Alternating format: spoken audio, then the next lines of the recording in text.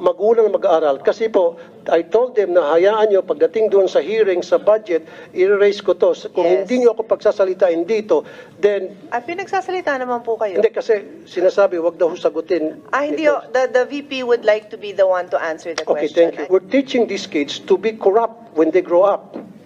How and why? Because they know, and they knew, na yung paghingi sa kanilang contribution ay pangingikil. Sir, So pag lumaki po itong mga estudyante, makikita nila na okay lang pala yung mangingikil kasi si teacher nangingikil sa amin. Number one, you asked the question on how you can help. Paano kayo makatulong na senator na kayo ngayon? Pwede po kayong gumawa ng batas na ipagbawal po ang voluntary contribution sa mga PTAs. And then, pwede po nating i-implement yan. May penalties po yung